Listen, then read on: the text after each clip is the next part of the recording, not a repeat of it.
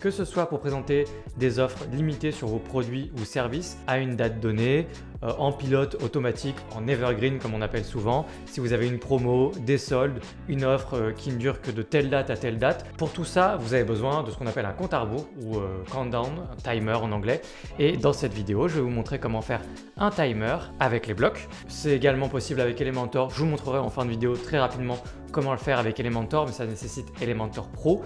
Et là, dans cette vidéo, je vous montrerai avec les blocs comment le faire avec une version gratuite de Kadence Blocks et également qu'est-ce que vous trouverez de plus dans la version Kadence Blocks Pro en matière de fonctionnalité dans le timer, parce que vous allez voir, c'est très intéressant. Et en bonus, je vous montrerai dans cette vidéo comment utiliser la puissance des offres dites evergreen sans vous moquer de vos clients et de faire des fausses offres à durée limitée qui ne sont pas limitées. Non, je vais vous montrer comment faire des offres evergreen qui sont des vraies offres qui ne se refusent pas, où vous ne vous moquez pas de vos clients, et je pense que vous allez adorer ça. Allez, on est parti, on passe tout de suite derrière mon écran et je vous montre comment créer un timer donc avec Kadence Blocks. Donc vous m'installez Kadence Blocks. Moi, je l'ai directement dans mes extensions. Elle est juste ici. J'ai également, alors elle est là, et j'ai également la version pro d'installer. Regardez juste le tuto dans un premier temps pour voir ce que vous pouvez faire en installant Kadence Blocks. Et si vous voulez Kadence Blocks Pro, vous trouverez un lien qui sera un lien donc affilié dans la description de cette vidéo. N'hésitez pas, je vous propose également un code promo si jamais ça vous intéresse. En général, on achète rarement Kadence Blocks Pro tout seul. On achète tous les outils Kadence en général. Une fois que ça c'est dit, donc faisons tout de suite une démonstration, vous allez voir c'est extrêmement simple. On va dans les pages. Ensuite, on clique sur ajouter, on va bosser sur une nouvelle page et je vais tout de suite ajouter justement le bloc concerné. On va taper, je pense, timer, on le trouve. Il s'appelle countdown ici. Je le sélectionne et on va regarder toutes les options à notre disposition. Alors voilà, on démarre notre tuto là-dessus. Tous les réglages se trouvent à droite comme d'habitude. On a deux types de timer avec une date ou evergreen. Donc moi, je vais tout de suite activer la version pro de Kadence Blocks, comme ça j'aurai toutes les options. Donc c'est pas compliqué, hein. Si c'est la version pro de Kadence Blocks, vous avez le petit badge, enfin c'est écrit entre parenthèses, donc comme ça vous le savez. Le reste, c'est disponible en version gratuite ici. Restons sur la date et on verra evergreen juste après si vous le voulez bien. Donc d'abord, vous choisissez une date. Donc si vous voulez un compte à rebours, voilà, en septembre, etc. Vous pouvez ensuite juste sélectionner une date et vous voyez, donc là 64 jours, 1 heure, etc. Donc jusqu'ici, c'est pas très compliqué. Là, c'est un petit bug, donc dommage parce que c'est pas très vendeur, mais je pense que c'est écrit AM ou PM ou alors c'est écrit 12 heures ou 24 heures. La manière dont c'est affiché, je suis pas sûr parce que là, c'est pas visible. Mais voilà, c'est un petit réglage, c'est un petit détail. Et puis moi, j'ai jamais eu ce bug auparavant, donc je pense que ça se passera très bien pour vous. Et puis donc du coup, on a directement le calendrier ici. Si vous voulez sélectionner une date, c'est plus simple que de rentrer la date ici manuellement. Vous allez vous balader directement dans le calendrier hein, quelque part et puis vous dites par exemple le 14 juillet et ensuite vous précisez à quelle heure le 14 juillet, 23 heures, quelque chose par exemple. Ensuite, on a les actions une fois que le compteur expire et c'est là où il y a plein de choses intéressantes qui se passent et on va revenir également dans un second temps sur ces options-là. Allons d'abord en bas et déroulons toutes les options une par une. D'abord, countdown layout. Ici, donc, on peut par exemple le centrer, ce sera plus sympa pour nous. Donc, en bloc avec le texte dessous et inline affiché comme ceci, avec tout est aligné, hein, tout simplement. Je reviens en bloc ici, enable divider. Donc, ça peut être plus sympa. Vous avez 2 points ici, enable 00 format. Donc là, on va pas voir grand chose, mais admettons que, si, au niveau des secondes, regardez, ça ajoute bien les 2 digits. Donc, c'est pour qu'il y ait 2 digits partout, quitte à mettre le 0 devant. Hop, on peut le laisser d'ailleurs, c'est plus sympa. Et puis là, vous pouvez mettre du texte avant ou après. Je vais vous faire un exemple. Plus que, donc 14 heures, etc. Vous inquiétez pas, on va traduire tout ça en français, avant la fin de cette offre. Donc là, en inline, ça vous fait une jolie phrase comme ça. Voilà, c'est plus classe. Moi, en général, je m'en sers en inline. En bloc, ça permet d'avoir quelque chose de bien criard comme ça, qui peut être très utile. Donc là, après, typiquement, ce genre de choses, ensuite, vous pouvez le prendre et l'injecter, notamment avec Kadence Pro. Je le présente en formation, je le présente aussi sur YouTube normalement, dans la formation de 5 heures sur YouTube. Vous prenez ça et vous l'injectez où vous voulez, du coup, après sur votre site. Et puis, notamment, quand vous avez un e-commerce, vous prenez ça et vous l'injectez sur vos pages produits, par exemple au-dessus ou en dessous du bouton ajouter au panier, ce genre de choses. Et vous pouvez mettre en avant vos offres, par exemple, très très pratique. Il y a vraiment des tonnes de cas d'usage avec un timer, évidemment.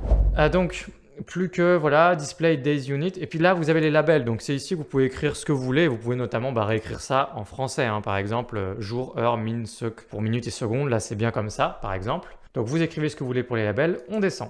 Ensuite, vous avez couleur de fond, donc là vous allez pouvoir faire plein de choses. Je ne vais pas vous montrer tout ce que vous pouvez faire, vous pouvez laisser libre cours à votre créativité, mettre une bordure, là je vais lier toutes les valeurs et mettre des bordures au bas gauche-droite. Et là, il faut mettre une petite couleur, sinon on ne la voit pas. Voilà, hop. Et puis, donc ensuite, vous pouvez arrondir les bordures, etc., etc. Ça peut durer très très longtemps. Donc, je ne vais pas continuer, je vous laisse vous balader dans ces réglages-là. Le padding, c'est les marges à l'intérieur, hein. Donc, regardez, si j'augmente petit à petit, c'est les marges vraiment à l'intérieur. Vous pouvez comme toujours les délier et mettre des valeurs spécifiquement au bas, gauche, droite. Et puis ensuite, il y a les autres, le reste des réglages pour tout ce qui va être toujours pareil, espacement des caractères, couleur, taille de police. Des fois, il y a des critères de marge, gras ou normal, transform uppercase, c'est en lettres capitales ou ce genre de choses. Voilà, donc vous pouvez faire absolument tout ce que vous voulez au niveau des nombres. Au niveau des labels dessous, ensuite au niveau du prétexte, post-texte, donc texte avant et après. Container settings, là vous avez par exemple une couleur de fond, vous n'êtes pas obligé de mettre une couleur de fond pour chaque chiffre, ça peut être pour l'ensemble du bloc simplement. Là regardez, je vous le montre, hein. Ça peut être pour vraiment tout l'élément, tout le bloc si vous voulez. Et là pareil, vous avez du padding ici, donc si vous voulez plus ou moins d'espace un peu partout, à l'intérieur ici padding ou à l'extérieur, margin. Donc vous avez tous les réglages de style pour absolument tout en long, en large et en travers pour le timer. Alors, je suis désolé, un coup je dis timer, countdown ou compte à rebours, voilà, c'est toujours la même chose, hein. Et puis ensuite, pour terminer, les critères de visibilité cachés sur tablette, mobile ou PC. Donc ça, c'est les critères de responsive design. Et puis le responsive, c'est toujours pareil, vous pouvez passer sur tablette ou mobile et mettre des réglages spécifiques. Voilà, donc toute la magie de Cadence Blocks, vraiment très puissant. Alors maintenant, on va regarder d'abord les actions après que le compte à rebours est expiré. Donc là, je rappelle que ce compte à rebours, vous pouvez le mettre où vous voulez. Vous pouvez le mettre dans vos articles de blog, vous pouvez le mettre dans côté boutique, vous pouvez le mettre sur vos pages, vous pouvez le mettre dans une en-tête, vous pouvez vous débrouiller pour mettre ça dans une en-tête, dans un pied de page, vous pourriez le mettre absolument n'importe où. Ici, on a différentes options. Hide, replace content with content and redirect. Donc hide, ça vous permet simplement de cacher le compte à rebours une fois que c'est arrivé à 0. Si vous voulez simplement le cacher, plutôt que de le laisser afficher à 0, ça peut être la chose par défaut à faire, je pense. Ensuite, ici, redirection, qui est vraiment là aussi un comportement de base pour un compte à rebours qu'on voudrait forcément pouvoir avoir. Donc, qu'est-ce qui se passe à la fin quand on arrive à 0? On redirige. Donc, ce qui est intéressant là, ça va être arriver à 0, on redirige vers une autre page, par exemple une page pour dire c'est terminé. Si on est sur une page de vente, si on fait une redirection comme ça, quand ça arrive à 0, ça veut dire que cette page n'est plus accessible en fait. Puisque à chaque fois qu'on va essayer d'aller sur cette page, ce bloc-là, il va activer en fait cette petite option à chaque fois qu'on revient sur la page, ça va rediriger. Donc en fait, la page où il y a le compte à rebours qui est arrivé à 0 n'est plus accessible. Ça, c'est très intéressant. Ça permet de faire une vraie offre qui se termine à une certaine date où une page n'est plus accessible, par exemple. Donc vous redirigez vers où vous voulez. Vous avez juste à rentrer une URL ici. Et la dernière option, Replace with Content. Donc très intéressant là aussi. Regardez, une nouvelle option est apparue, live ou expiré. Donc live, c'est quand il y a le compte à rebours et si je bascule en expiré ici, il me laisse justement mettre le contenu avec lequel je veux remplacer le compte à rebours. Ça veut bien dire remplacer le compte à rebours par ce que vous voulez. Donc le compte à rebours va disparaître et ensuite on glisse absolument n'importe quoi et là vous voyez qu'on se retrouve avec l'éditeur de bloc. Donc vous pouvez mettre absolument n'importe quoi, vous pouvez mettre une image. Voilà, j'ai glissé une magnifique image de montagne et donc maintenant ce qui se passe, c'est que, hop, regardez au niveau du fil d'Ariane en bas hein, pour qu'on comprenne bien ce qu'on fait.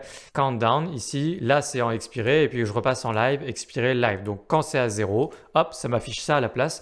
Donc vraisemblablement, on utiliserait cette option pour afficher un message, du texte. Vous pouvez afficher absolument ce que vous voulez de toute façon. Vous voyez que vous pouvez mettre n'importe quel bloc. Donc on a vu vraiment des options très intéressantes pour manipuler un timer. Il y avait des options à la fin, vous avez vu, souvent il y avait le badge, donc c'était réservé à la version pro.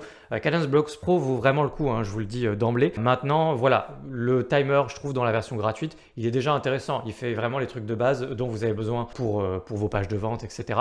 Maintenant, laissez-moi vous montrer ce qu'on peut faire avec la partie Evergreen. Alors, je n'ai pas pris de conseil légal sur tout ce qui est utilisation de l'Evergreen en France. J'aurais tendance à dire que c'est illégal. Je sais que c'est légal, il me semble, aux États-Unis, mais évidemment, je ne vous donne pas du tout de conseil légal. Mais moi, ce que je vais vous montrer, c'est quand même super intéressant. C'est pas un Evergreen comme les autres, puisque le principe de l'Evergreen, c'est quoi? C'est de dire, vous arrivez sur une page, il y a un timer, et puis ensuite, on vous dit, ah, mon offre, elle est terminée dans 14 heures, par exemple. Et ensuite, on arrive, et 14 heures plus tard, le compte à rebours, qu'est-ce qu'il fait? Il repart à 0. Tu reviens sur la page, et puis finalement, vous voyez qu'en fait, ça revient à nouveau 13h, 59 minutes, 59 secondes. Et ça, Evergreen, ça peut être au bout du timer ou ça peut être simplement quand on recharge la page. Vous arrivez sur une page, l'offre est terminée dans 10 minutes. Si vous rechargez la page au bout de 9 minutes, l'offre est toujours terminée dans 10 minutes. Donc ça, c'est la partie que je considère comme étant illégale en France. Il n'y a pas besoin d'être un génie pour deviner que c'est illégal. Ça se fait beaucoup sur Internet. Y compris en France. Moi, ce que je vais vous montrer, c'est super intéressant. C'est de l'Evergreen pour lequel vous allez pouvoir réellement mettre une date de fin. Et à la fin de cette date, donc c'est réellement plus accessible. Par exemple, je vais vous montrer comment faire ça. Et par contre, ça peut revenir pour cet utilisateur-là, donc pour cet appareil-là qui est venu sur cette page. Eh bien, l'offre peut revenir au bout de X jours, X semaines, X mois. Hop, ça se réactive automatiquement et à nouveau, c'est disponible pendant 14 heures. Vous pouvez faire ce genre de choses. Je vais vous montrer comment. Donc évidemment, là, c'est Cadence Blocks Pro, vous l'aurez compris. Evergreen, sur le principe, donc vous mettez simplement un certain nombre d'heures. On prenait toujours l'exemple de 14 heures, par exemple, et un certain nombre de minutes si vous voulez. Et ensuite, donc vous avez ici vérifié par adresse IP automatiquement. Regardez, ici, vous avez le nombre de jours à attendre avant de reset pour le visiteur. Ça veut dire quoi? Ça veut dire que bon, si vous mettez 0 ici, ça veut bien dire que c'est un compte à rebours Evergreen classique qui revient juste tout le temps à 0 dès qu'on revient.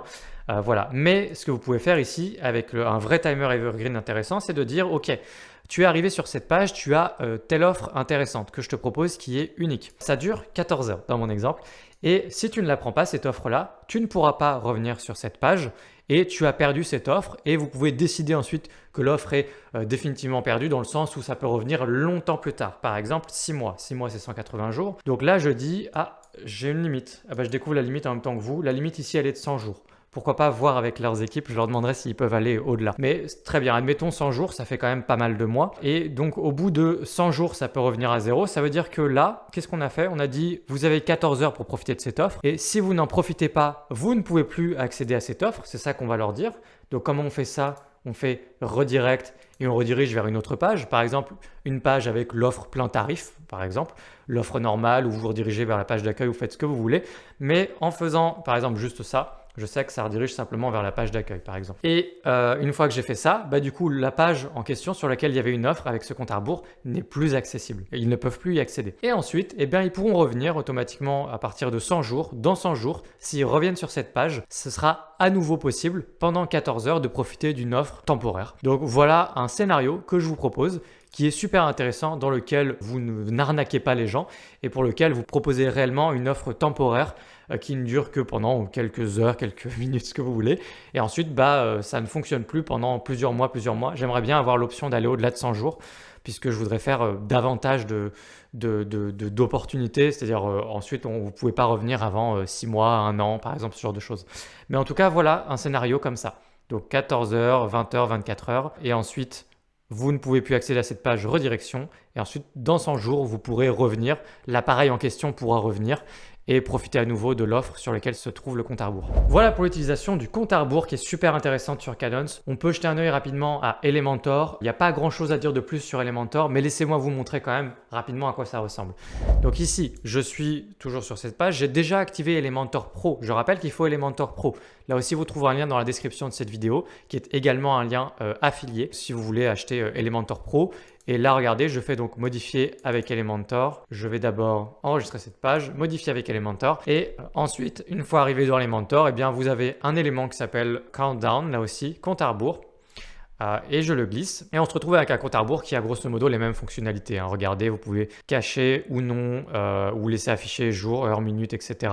Afficher les labels ou non. Dans l'onglet style, vous avez absolument la possibilité de changer ce que vous voulez, couleur, police, etc. Et bon, je vais m'attarder surtout sur ce qu'on peut retrouver de similaire à ce qu'on a vu dans la vidéo avant, c'est-à-dire les types, donc soit une date, soit evergreen. Donc là, c'est evergreen.